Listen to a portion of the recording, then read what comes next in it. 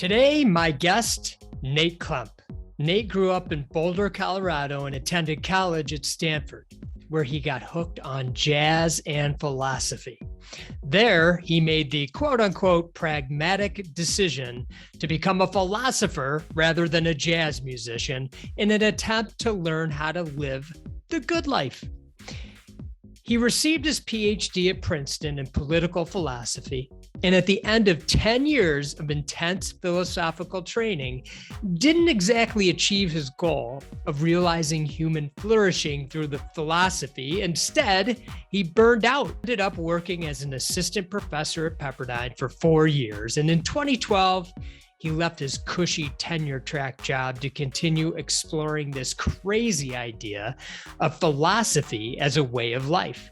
And that's when he met Eric Langshur, his co-founder at LifeXT, a mindfulness training company that brings optimal well-being to the workplace.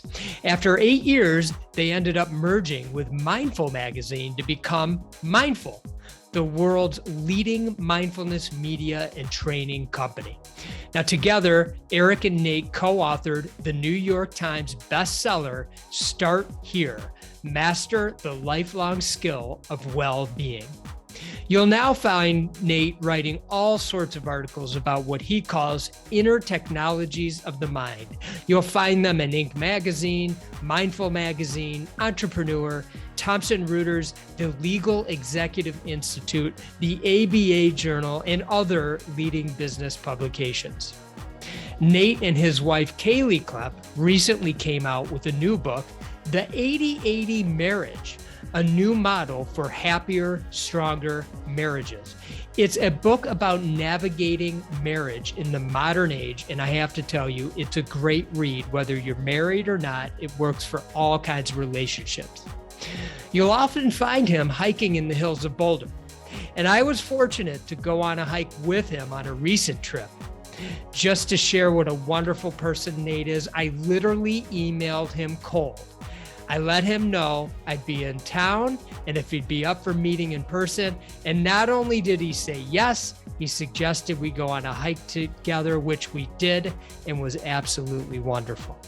Now, during our chat, you'll learn about bringing mindfulness into your everyday busy lives, ways we can see our marriage and relationships through a different lens, and you will not want to miss the nuggets of wisdom from Grandma Hilda. Stay tuned for that. Okay, please enjoy my chat with Nate.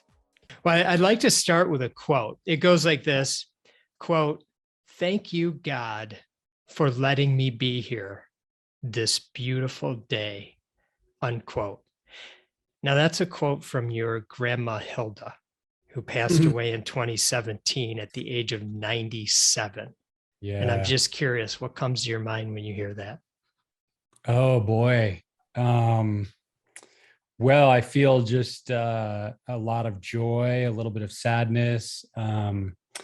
Yeah, but I'm also like, wow, how did you get that quote? That's amazing. Yeah, no, for me, I think of my grandmother as really my primary spiritual teacher. You know, nobody knows who she is, obviously, other than me and a few other people in my family. But she was the embodiment of living a really deep, rich, spiritual life, being fully embodied in the present moment and being just so grateful for every moment that she had, really up until she passed away. I remember 2 weeks before she died, I was in her hospital room and I walked in and she was just like, "God is love. Thank you, God. Thank you for being," just like had every reason to complain. And I was like, wow, this woman is special. Whatever she has, I want to cultivate more of that. Beautiful. Thank you for sharing that. I love that quote. I mean, Grandma Hilda, we could probably talk about her the entire podcast. We could do the whole podcast for sure. But let's talk about you. A little bit about your background. So you were an assistant professor at Pepperdine and you left to explore philosophy as a way of life. Yeah. among other things. So can you talk about exactly what that means and a little bit about your journey? Yeah, absolutely. So I guess it starts when I was in college, and I really had this idea that, instead of going to work at Goldman Sachs or consulting firms like a lot of my friends who were in college with me, that I really wanted to learn how to live the good life, and I wanted to live philosophy. I wasn't really sure what that meant, but that was the aspiration. So I majored in philosophy, and then I got a master's degree. And then I soon realized that if I wanted to become a professional philosopher, I needed to get a PhD. So I did that. I ended up getting a PhD at Princeton. And it was very interesting because I got to the end of this 10-year journey, and I realized that my life had actually gotten all like worse in just about every way as a result of this 10 years of intense philosophical training. And that was really interesting. It was really unexpected. It was also accompanied by a pretty serious bike accident that happened at the time. So you put those two together, I'm in my late 20s, and I just had this total sort of life breakdown moment. And I did end up becoming a professor for about 4 years, but I was really just fascinated at that moment with, well, if thinking your way to a good life isn't really working, and it certainly wasn't working for me, then what else is out there? And so I started getting really interested in things like mindfulness and yoga. I would call all of these things like inner technologies of the mind. And that's really what set me on this path. Is I just started to realize the game here is more about practice and changing some of these deeply wired inner habits and structures of conditioning. It's not so much about reading the complete canon of Aristotle, although that's interesting. Nothing wrong with that, but it needs to be accompanied by one's own practice. So that's what sort of led me to my journey then of, I'm wondering, what did you think the good life was or was going yeah. to be? Well, I had a couple hypotheses, I guess you could say. The main thing I suspected is that it was going to look very different than what was expected of me. So at the time, I was very interested in people like Nietzsche and Emerson and Thoreau. And I think you could distill a lot of their philosophy down to the idea that we are sort of caught up in this momentum of society and our conditioning that we receive, and that the easy path is this path of conformity. That's what Emerson likes to call it, and self-reliance and other places. And so I knew that the good life was probably going to entail breaking away from all those structures of conformity and doing something somewhat unorthodox and different. But I didn't know what that something was. And it was very interesting that the academic path for me actually involved a lot more sort of conformity to systems than I had expected. You get tenure through complying with a certain system, that says you need to have 1 or 2 books and 7 articles and things like that. And you need to go to faculty meetings and be on committees. And so I actually found that, this academic life wasn't really taking me in a new and interesting direction. But that's where I thought the good life was going to be found. And I still feel like that's probably true. Did the bike accident bring a different sort of awareness to the world for you? Yeah, I think so. So I fell off my bike. I hit my head very hard. I started experiencing like pretty intense anxiety and ringing in my ears and all sorts of weird physical symptoms. And so up until that point, I feel like I had lived a life where I just sort of took my mental and physical health for granted. And all of a sudden in that moment, I realized that I needed to learn some tools and some skills around how to manage my mind, how to manage my nervous system.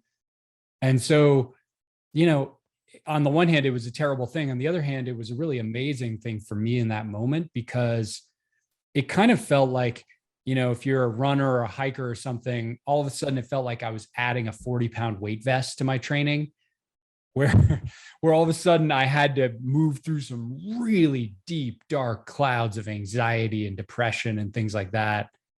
And, you know, while that's really painful and I wouldn't wish that on my worst enemy, it's also a very powerful way to begin training some of these skills, because you're sort of thrown into the deep end at that point. You know, you're not in the baby pool anymore. Yeah. Interesting. Before I move on to my next question, I want to share another quote. Quote, look for one good thing each day and it grows. It really does. It's also from your grandma, Hilda. Nice.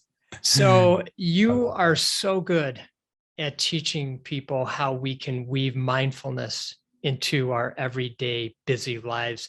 Yeah. And I wanted to start by asking you to talk a little bit about avoiding distraction versus how we can distract ourselves more mindfully, actually. Yeah, well, I think that for most of us right now, we're experiencing this very unprecedented challenge of continual distraction. You know, I think this is fundamentally new. The smartphone comes out in 2007, and here we are about 15 years later.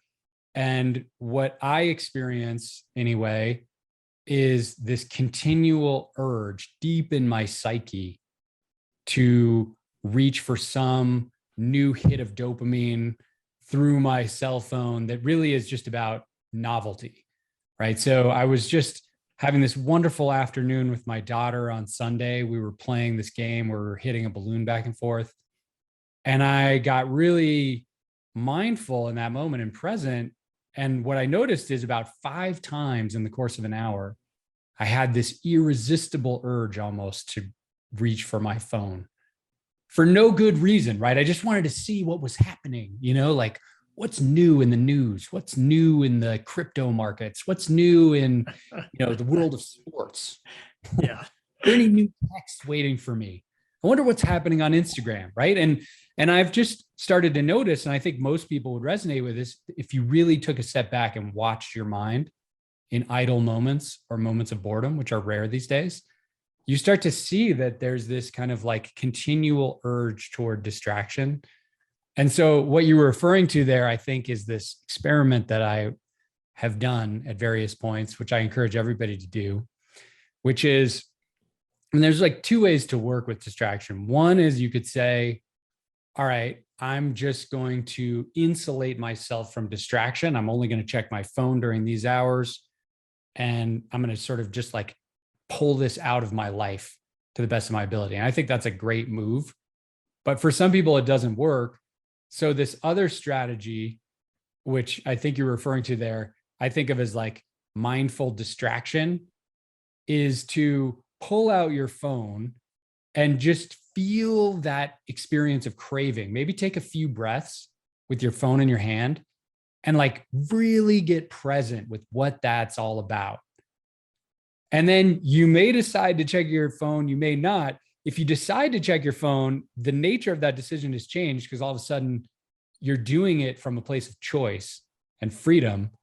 And then see if when you go onto your phone, you can bring that mindfulness with you, which is extremely hard. This is like the advanced double black belt practice, right? But like, can you go onto Instagram or your text or your email and stay present on some level with your breath and what's happening around you, and feel what you feel when you see your friends post who just ran a marathon, who got tons of likes or whatever, right?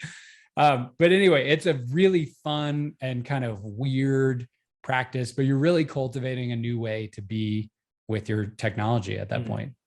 That's fantastic. I encourage everyone listening, give that a try. I love that. What about traveling? I feel like traveling is more stressful than ever. And how can we utilize a mindfulness practice, you know, when we're on the road, in an Uber, on the plane, in the air, wherever. How can we use that?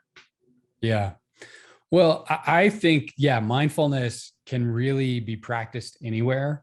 And before we talk about traveling, I do think it's important to just lay out this distinction that I think is really critical here, which is there's a distinction between what I would consider formal mindfulness practice, which is like seal yourself away from distractions and the rest of your life, open your meditation app or your timer or whatever it is, and 10 minutes, 20 minutes, 30 minutes, an hour, whatever it is, you do your formal seated meditation mindfulness practice.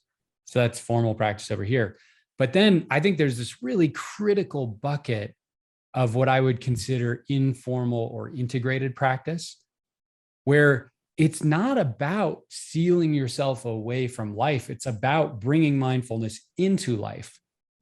And so it can happen anywhere. And I think that the reason that distinction is important is there are a lot of people who focus exclusively on formal mindfulness, and they've gotten really good at being mindful for 30 minutes every morning. But they've somehow lost the idea of integrating that into the rest of their day. So, for 30 minutes, they're very mindful and present, and then it just poof, goes out the window and they go on with the rest of their day. I also think this distinction is critical because I talk to a lot of people in the business world who tell me, I don't have 30 minutes for this, full stop. Mm-hmm. And so the question becomes like, okay, well, do you just tell them like, sorry, mindfulness isn't for you? No, I don't think so. I think you can say like, look, there's all these opportunities hidden in life. So with travel, I think travel is like one of the best places to practice mindfulness.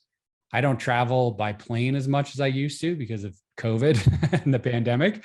But when I used to, and when I do occasionally these days, I think there are all these really interesting moments to weave in mindfulness. So like you're walking through the airport. I think that's always an interesting moment.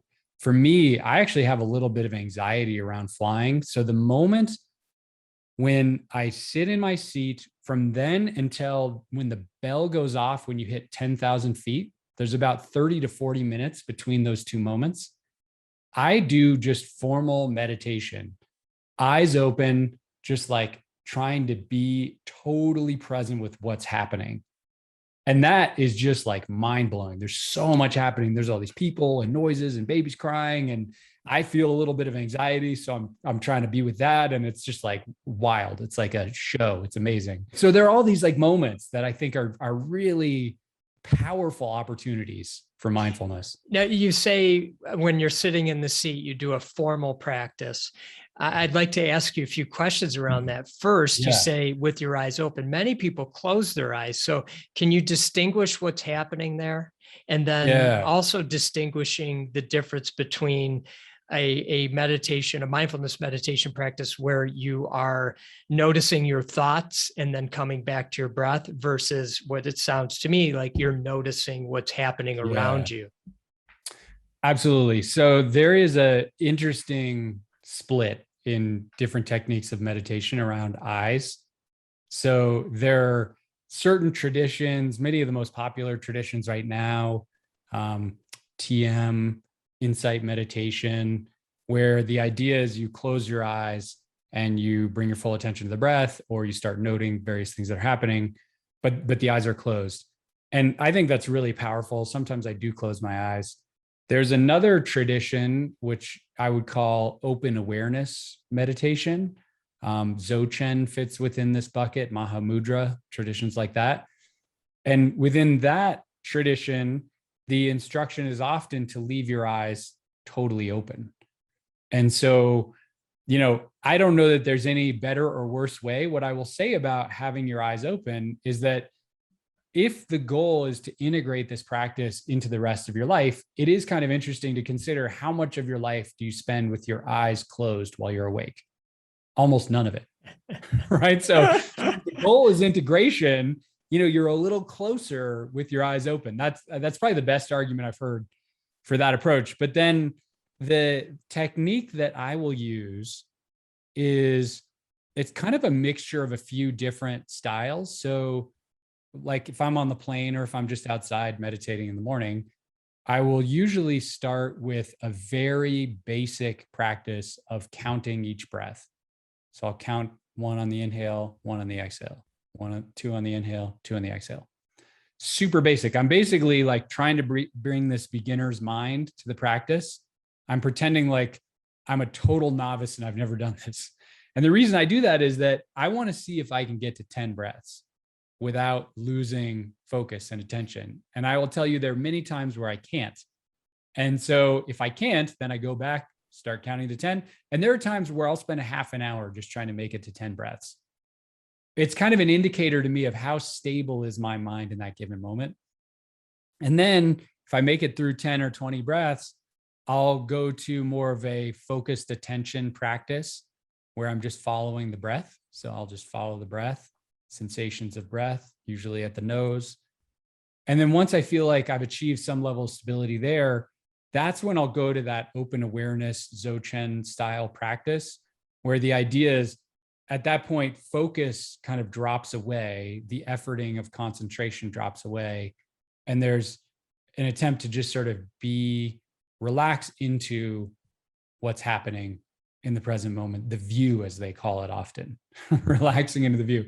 So that's where, on a plane, for example, I'll relax into the view, which is flight attendants, people getting on board, people putting their bags in the overhead bins, et cetera. That is, at that moment, that is the great perfection that is happening before me.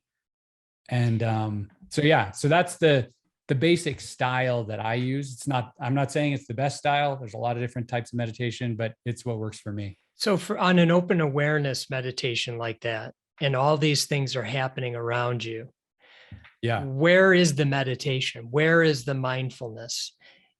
For somebody who's a novice, or maybe somebody who meditates regularly at home in a more, in a less busy environment, so to speak, what's happening? What are you doing when you're sitting there and observing all this? Yeah, I would say if there is a point of focus, it's about expanding the aperture of awareness, or the field of the mind. So it's actually really interesting. They've done a lot of research on your eyes as an example, but I think this also happens within the mind, that when we get stressed, we experience what some people call like straw vision. It's like we're looking down the barrel of a straw or a tunnel. Everything gets really narrow and constricted, and our eyes actually change. The physiology of our eyes change. So when, on the other hand, we expand the aperture of the mind itself and our vision and our ability to hear and our sensations, and just sort of try to go from straw vision to panoramic vision, let's call it that, all of a sudden, like, we're not only changing the quality of the mind, but we're also changing the nervous system. That, that more relaxed gaze that's more panoramic actually is associated with a deactivation of the nervous system and a more relaxed state.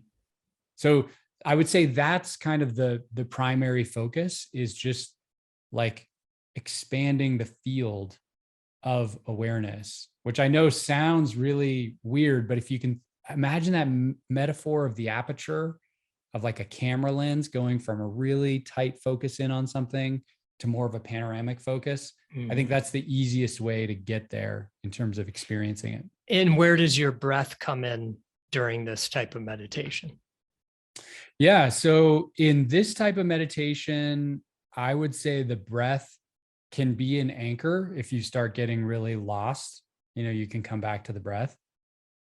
But there is no attempt to control the breath. You are very much allowing the breath to just be as it is, which, is very different from a lot of kinds of breath work and meditation and pranayama and yoga, where, you're trying to like do certain things with the breath, lengthen the exhale, pauses in various places.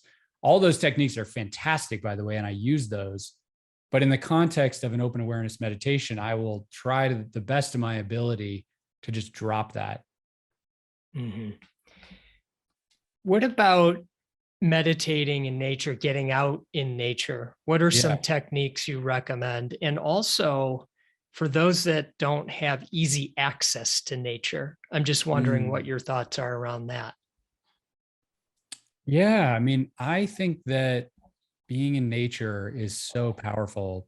And there's a lot of science now validating this, that being outside, morning light in particular, is really powerful for setting our circadian rhythms and things like that.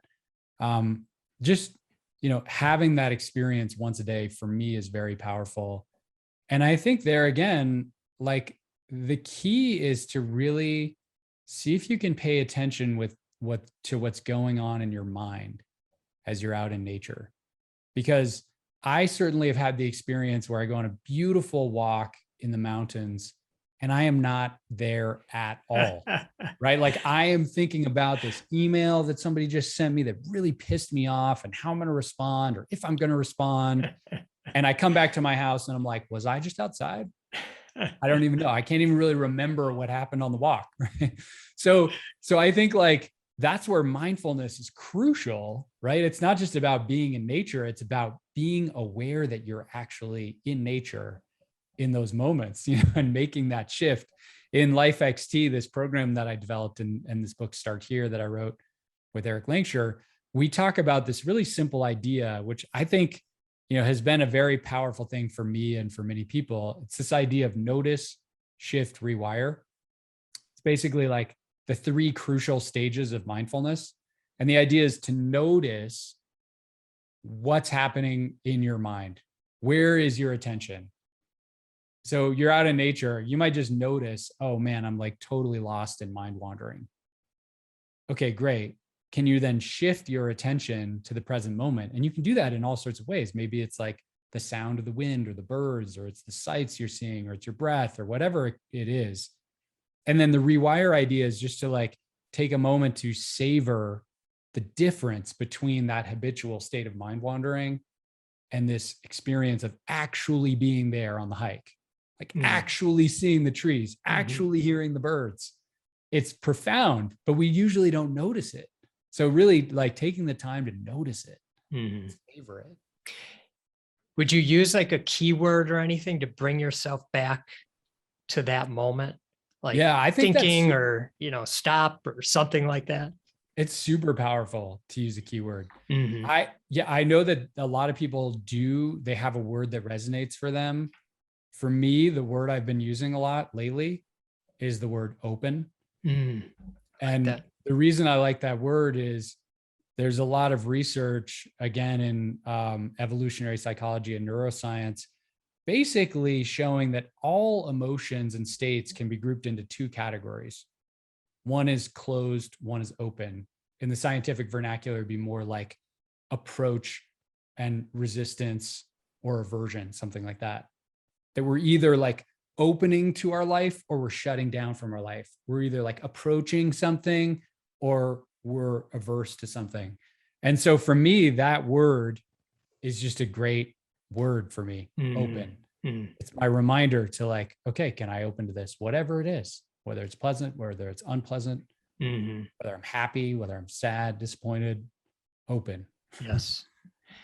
So you and I have the benefit of being very close to nature. You're in Boulder, right by the mountains, literally outside your back door. I'm in northern Michigan by the Great Lakes and very close to the lake. But, for those in more urban environments, what are your suggestions in terms of kind of finding some connection to nature? Yeah, I mean, I think that no matter where you are, the natural world is still there. So even if you're in a big city, you probably still have some parks, you probably have trees, there are birds. Obviously, there are many other interesting sounds. I mean, one thing that I think is important is to see if you can just be present with all the sounds and drop the good, bad judgments that arise in the mind. So if you're in a city, there's like this interesting mix of nature and car horns and sirens and things like that, right? And so, there can be a way of framing that as like nature is good, sirens are bad, and you hear a siren, oh, I hate the siren. right? But like that's now you're creating resistance in the mind. So I think there's a way of just sort of seeing it all as this like beautiful symphony that's happening. Mm-hmm. The other thought I have is there's this really cool practice called sky gazing, which you can really do anywhere where you can see the sky, where you just lie down on the ground, and if you have a park, you can lie down on the grass and you just take 10 or 15 minutes or 5 minutes to just gaze up at the sky. And there, in a lot of the meditation traditions, they talk about how the sky is the closest thing we have to like the experience of a really open mind. So it's almost like by gazing at the sky, you're giving your mind a cue of what it could be like if it was just wide open. So that's something you could do in Central Park or, wherever you might find yourself. And maybe you want to put headphones on or whatever, but that's always available to you. It's great. Okay. Another quote. Okay. I don't count the days, my age, or the hours too carefully. I don't look back as a time to think of things that should have been done. My philosophy is forget yesterday. Now, NOW, now is the day. I know that's also from my grandmother. I love it. I love that you're like making me so happy right now. Good.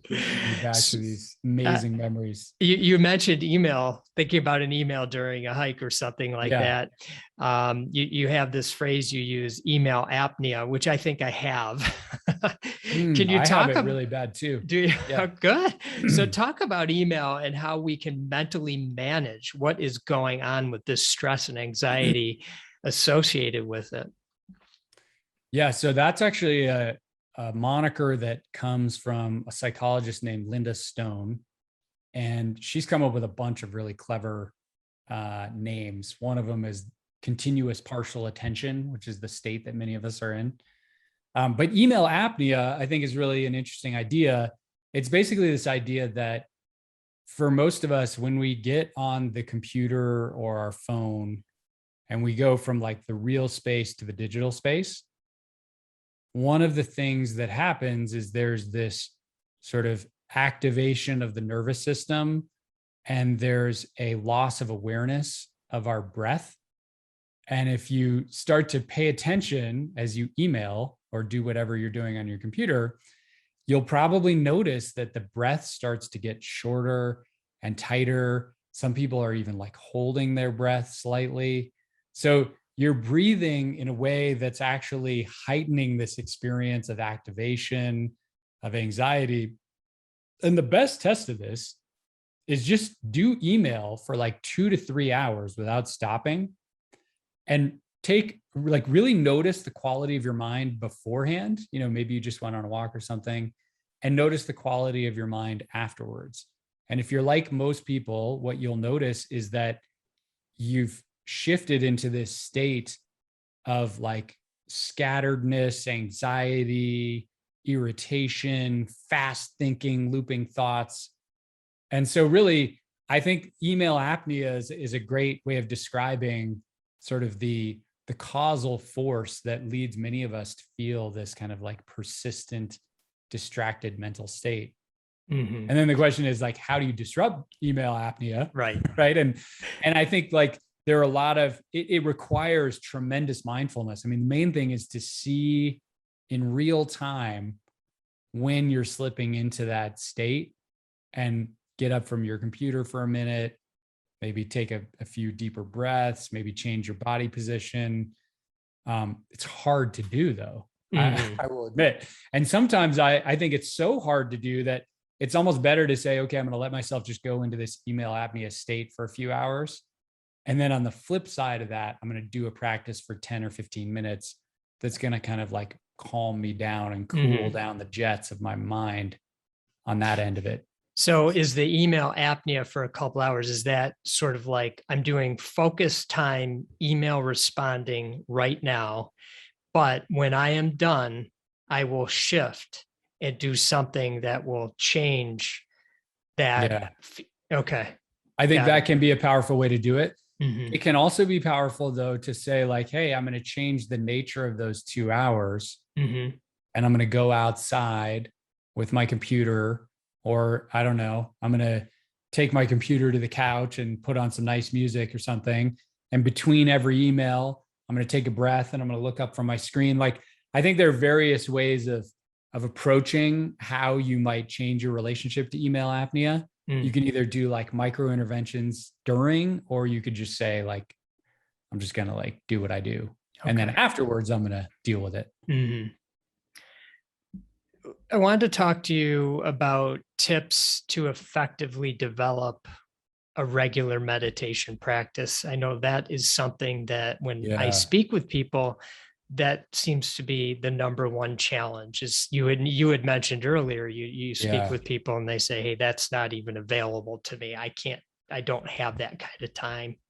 So, yeah. Well, as you know, this is like the key question. How do you actually start this? And I think, there are a lot of really great tips out there. One is to start small. Don't bite off more than you can chew. So you might start with 5 minutes or 10 minutes instead of 30 minutes or an hour. The other is consistency and time of day. I find that morning is a really good time to do this, because every time I say, oh, I'm just going to do this sometime in the afternoon, well, then things come up and I get busy and, it becomes very hard to do. So doing it early in the day, often in the morning, I think is powerful. Same time can be powerful. There's this concept of habit stacking from BJ Fogg at Stanford, where the idea is like, can you stack this habit on top of something you already do during your morning or your day? So, one way of thinking about it would be like, after I brush my teeth, I will meditate for 5 minutes. The great thing about that is you've already developed the habit of brushing your teeth. It's taken you a lifetime to do it. So you're just kind of like strapping this on top of it, and drafting off the momentum of that other habit. The one other thing, here's something that I don't hear a lot. So this is a tip that's kind of different.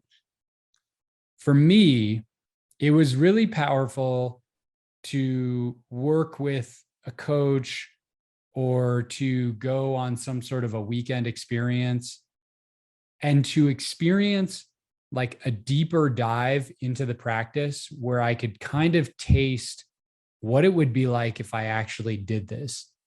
So the reason I think that's important is I think a lot of times, if you're meditating for 5 or 10 minutes, you may not really experience anything that's all that interesting or different. And you may be like, I don't know what all the buzz is about. Like, this isn't that interesting to me. And that isn't very motivating, I think. So for me, I remember I went on this like 3 or 4 hour meditation experience. We didn't meditate the whole time for 3 or 4 hours, but kind of on and off. And by the end of that, I could just feel my mind was so different.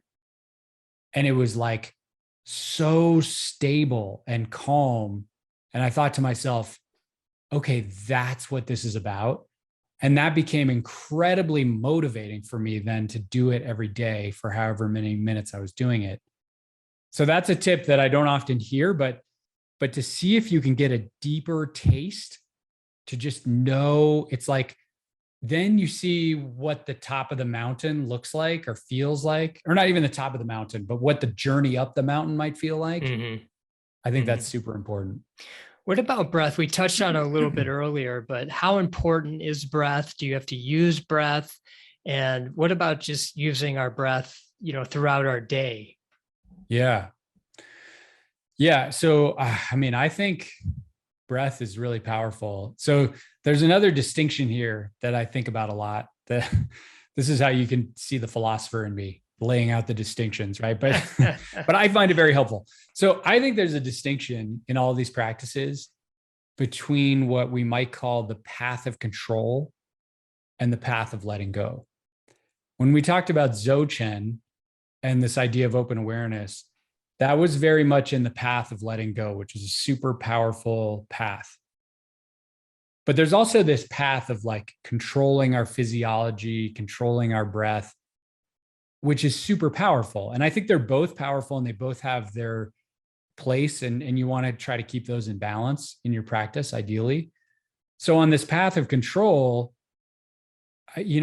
all of the research, and there's been tons of recent research around breath, tells us that perhaps the most powerful way we have of controlling our nervous system is the breath. We can amp up the nervous system. And there's this really interesting correlation between inhale and exhale and sort of activation and relaxing. So they've known this in the yoga tradition for years, but now it's being validated by science that when you are inhaling,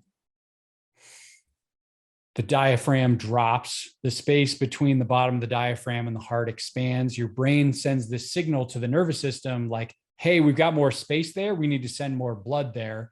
Your heart rate increases, right? So inhale is this activating thing. And if you want to activate more, you would do certain kinds of breath work or breath patterns that emphasize the inhale.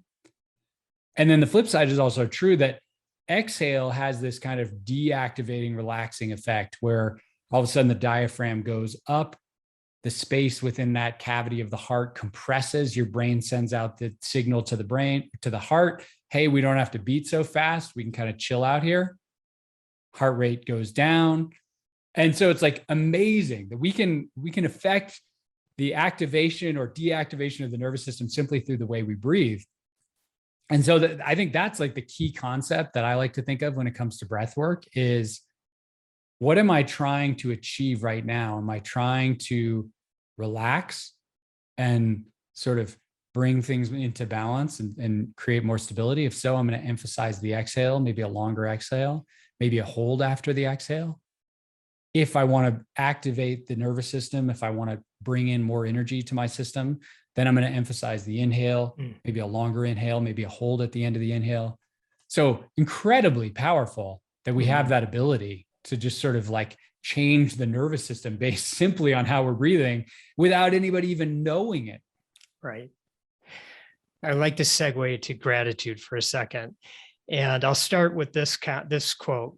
Gratitude is something I try to keep in my mind. Be grateful for what I already have, not what I think I would like to have, right here with you now. Grandma Hilda. What about gratitude? What does that do for us? Just that act of being grateful for the present moment with you right now. Yeah, well, I like to say that for me anyway, I think gratitude is the most time efficient move for shifting your mental state. That's great. Like if you want to change your mindset over months or years, then go meditate. But if you want to change your mindset in 10 seconds, practice gratitude. It's that fast. And, there's all this research that's really interesting. Like some of the early research on gratitude, they would have people spend a month or so. One group would write down everything that pissed them off during the day. It was like an annoyance journal, right? So like, oh man, like, they didn't pick up the trash today and my partner said this awful thing to me and whatever else. They'd write those things down. And then they had another group that wrote down all the things they were grateful for. And surprise, surprise, you get to the end of this experiment, the gratitude group is sleeping better, their physical health is better, their mood is better.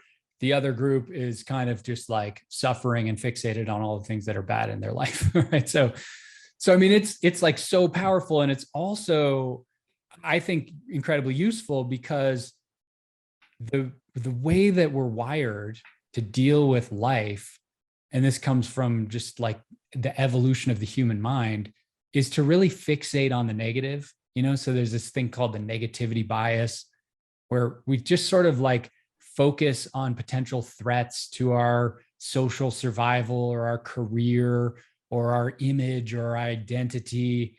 And so we're just like wired to focus on the opposite of gratitude. And so gratitude, I think, is a way of sort of countering our biology in these moments and just thinking like, wow, Rob, I am grateful to be here with you. I'm grateful for the questions you're asking me. I'm grateful for how you brought Grandma Hilda up today. And I'm going to be thinking about her for the whole rest of the day. Like, versus like, if I had to come up with 3 complaints, like, oh, the sound isn't right or whatever, right? Like, Yeah. it just completely changes my experience. So you've written several books. Recently, you came out with another that you wrote with your wife, Kaley. It's called the 80-80 Marriage. And I'm just curious, what do you mean exactly by 80-80? Yes. Well, so the best way to understand it is really to understand what the 80-80 marriage is a response to. And it's really a response to a very common mindset in marriage, which was the mindset we lived in for the first decade or so of marriage. We're now married for almost 16 years. And that is this idea that the best way to be equals and in love, which is really the modern predicament in marriage, is to keep score and make everything fair. The idea is basically, if we can just make everything 50-50, then somehow once we hit that place of fairness, perfection, we're going to ascend to this experience of marital bliss, and all of our problems will be solved, and we'll just, have the time of our lives together. What we found, and what we actually interviewed 100 couples for this book, is that that's not true for anyone. I have yet to meet anyone who has successfully implemented that 50-50 fairness strategy. And in fact, the opposite is generally the case, that it leads to all sorts of conflict and resentment and just, all the things we don't want. So the question then becomes, okay, if that's the cultural center of gravity, this 50-50 mindset of fairness, how do we get out of that? And in the book, basically what we argue for is something pretty radical, but we need something radical to uproot this pattern of 50-50 fairness. And that is this idea of 80-80. So you could think of it as, instead of striving to contribute your 50% and keep everything fair, the idea is to strive toward contributing at 80%. And we know the math doesn't work and it makes no sense, but that's kind of the whole point, because love shouldn't really make sense or be distilled easily into math. So that's the basic idea. And then what falls out of that are, some shifts around mindset. So from fairness to radical generosity, shifts around structure, from what you might think of as individual success to shared success. But that's basically the idea of the book. And, it was, for us, it was just like a totally game-changing shift in perspective around our relationship. There's a great quote from the book, and it says, "We're getting annihilated by life. So if we're not purposeful, literally every day, about doing small things along the way that constantly build and acknowledge our relationship, everything starts to fall apart." Yeah. Yeah. That's actually somebody I interviewed, and that was their experience. And I think there's a connection here to what we were just talking about around mindfulness, that in mindfulness and in our research on marriage, what we found is it's the small micro moments that count. It's not the big things. We think that like, oh, if we were to like go on this amazing trip to Maui, or if I were to give my spouse this awesome diamond ring, then it would all be great. And that simply isn't the case. And it's the same with mindfulness, where it's like, oh, if I just meditated for 2 hours every day, or I went on a 1-month retreat, or a 3-month retreat, or a 1-week retreat, then I could finally taste it. And it's like, no, in both cases, the real game is about like experiencing many of these different micro moments, whether that's mindfulness, presence, or radical generosity, but just like the small moments are what really count, which I think is kind of counterintuitive. And we don't think that way usually. Mm-hmm. And there was something about appreciation in there, and, about the power of just little bits of appreciation and how they can really multiply. Yeah. Yeah. And really, so in the book, 80-80 Marriage, we talk a lot about appreciation. I think that's very connected to gratitude. I mean, really, appreciation is gratitude expressed to another person, in this case, your spouse. And so just as having those moments of gratitude throughout your day can be transformative, having those moments where you appreciate your spouse and you shift from the habitual habit of noticing everything they did wrong, all the ways they fell short, all the ways they don't love you enough, right? Which is our wiring. That's the default mode. Shifting from that to like noticing what they're doing to contribute, noticing what you love about them or whatever it is, and then expressing that. Just, it's like gratitude changes your individual experience, that changes your experience together, that appreciation habit. Mm-hmm. Yeah. This was interesting, and it got me thinking. I'd love your feedback on it. Talk about small fades. Yeah. So the idea of small fades comes from a couple that we interviewed as well from the book, and they had a really like catastrophic experience in marriage. So the husband ended up reconnecting on Facebook with a high school girlfriend, had an affair, probably the worst thing you can imagine happening in a marriage, right? And they actually stayed together and they made it through, and they spent about 3 years trying to figure out like, why did this happen? And there was no like easy explanation for it. They didn't suffer some horrible loss in their life. They didn't lose a job, things like that. There's no like causal force that they could identify. But what they did identify was that there were all these little micro ruptures of connection. That's what they called slow fades. And taken in isolation, one of these moments, so like at the end of the day, you feel kind of out of sorts with your spouse, and instead of clearing it or talking about it, you just bottle it up and go to sleep. Not a big deal, but you add enough of these into the system, and a 1-inch separation turns into a 1-foot separation, turns into a 1-yard separation, turns into a miles-long separation over years. And so I think the great lesson in that is that there's so much power to revealing your full experience in an intimate relationship. We call it reveal and request in the book, but those micro moments, again, of just revealing what's happening, whether that's like, hey, I feel out of sorts with you, or, if somehow your spouse hurt your feelings, or you feel disappointed, or if you just feel excited, or if you feel sad for a totally unrelated reason, just revealing what's happening is so key to staying connected.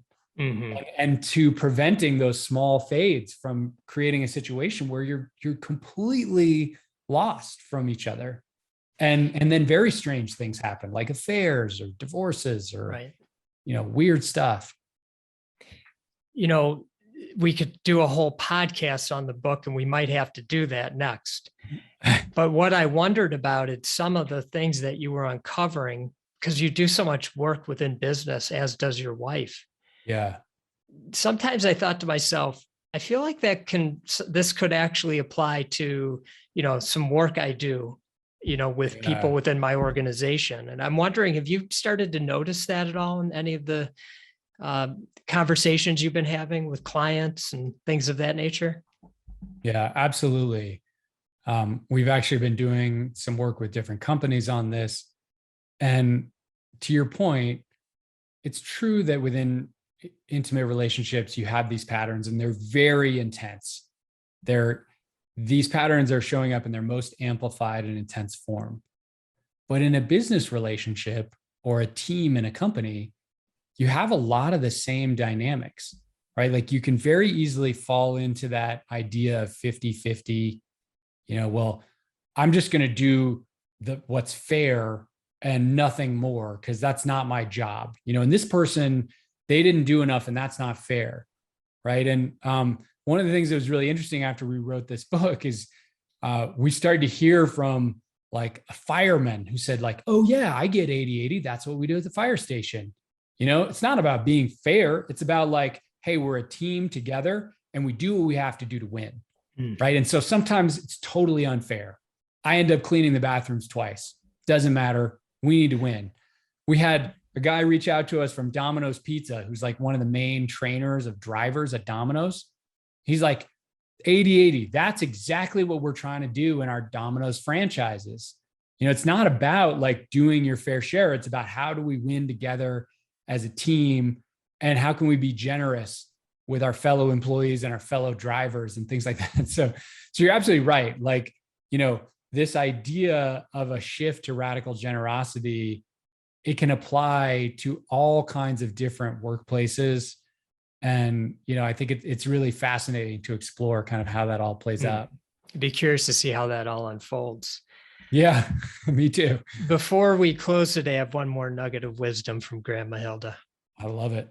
She said, quote, "Love what is." Yeah. We can all just... That's it right there. Yeah, right? Forget everything I just said. Just listen to that. Love what is. You're good with just that.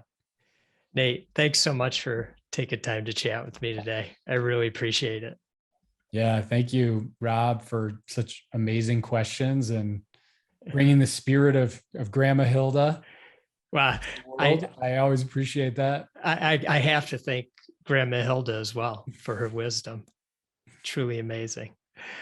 And to all the loyal listeners, I greatly appreciate you spending time with us today. And as always, I wish you all much love and gratitude.